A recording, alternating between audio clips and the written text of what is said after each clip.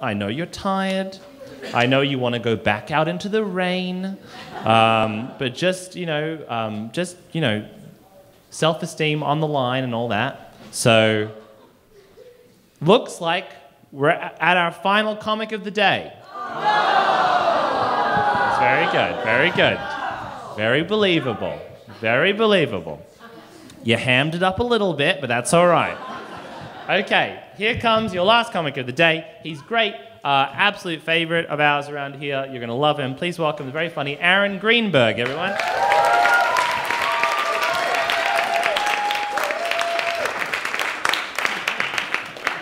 First, I was actually going to shake his hand, and we ended up just like catfighting, like, I'm a failure. But really, I am a failure. I think you could just tell by looking at me, can't you? But I'm 12. I'm still living with my parents. I don't have a job. I never went to college. I don't even have a girlfriend. I'm really just living life in this huge, big hole, and it's been really depressing for me. But I've always thought of what would I do if I could go back in time and redo my life? Like, what would I do, like going to Harvard at age 3, just to get a better start? And I've always had those fantasies. But there was always a problem with those fantasies, and that was the fact was when I was young and naive, I was really young and really naive.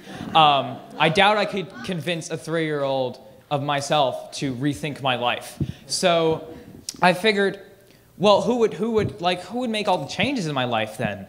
And so I figured, well, then my parents would. I think my parents would say, okay, Aaron, you got to get an MBA. Come on, let's go to college. Let's start moving. Like I would start packing my bag for college at age 3. Okay, I got my backpack. All right, here's my laptop, my textbooks. I got my diapers, a lot of diapers. And then eventually I would get to college, and then I would start, I would have to exceed in sports, so, polo. I imagine a 3-year-old playing polo, though. I'd start putting together a resume of all of the things that I had done in my experience and stuff, have things like worked at Bob the Builder's workshop for 1 year, born right on due date.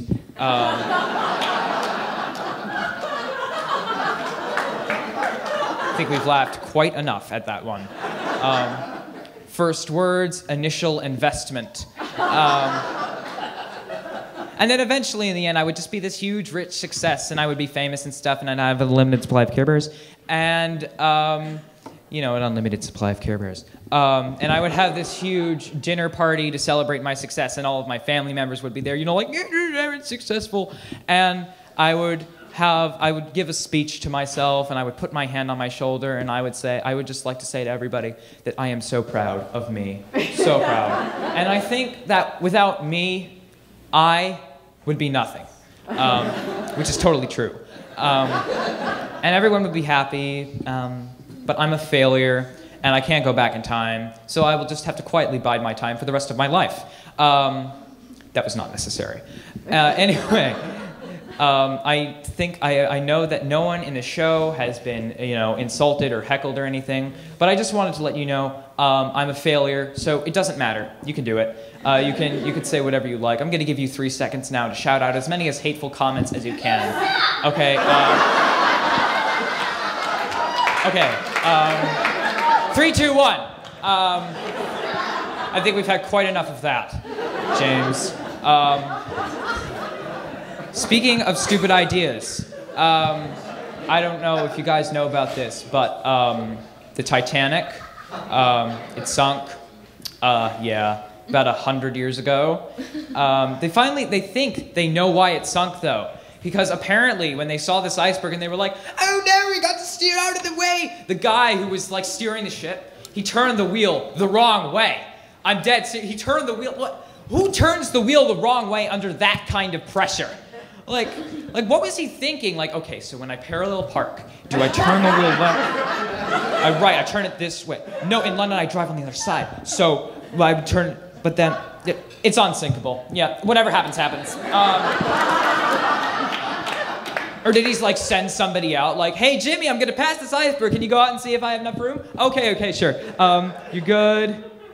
Oh, you're not good. Oh, God. Okay, let's start getting people in the lifeboats. Come on, everybody. But if this guy really did turn the wheel the wrong way, like, wow, he's a bad driver. And, you know, there are some pretty bad drivers in my family. Like my mom, for example, whenever she turns, she like swerves and everything in the car goes to the side. Like sometimes I just totally break down and go like, Mom, stop, you're going too fast and you're gonna kill us all. And we'd be sitting at a red light. Like, and I know it's a bit of a stretch, guys, but I think my mom was driving the Titanic. And like, oh, what is this idiot doing? What is this iceberg doing coming in here? It's got a red light. Hold on, I'm gonna try to squeeze through here. Hold on a second.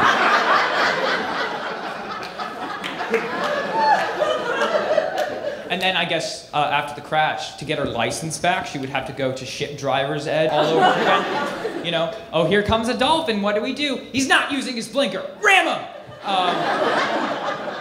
Sometimes, I really do think, though, what were the people on the Titanic thinking? And what would they do if they knew that this was coming for them? I mean, what if they knew that this ship was going to sink and then they were going to die? I mean, would they go to Harvard at age 3? Would they start packing, you know? Okay, so I got my old dusty textbooks. I got my laptop that doesn't exist. I have my not disposable diapers in a wooden box. Yeah. But you guys have all been great, and thank you for having me. You've been great, you're okay. And you, but seriously, you guys have all been great, and thank you for coming out here, and I hope you had a great time. Thank you, everybody.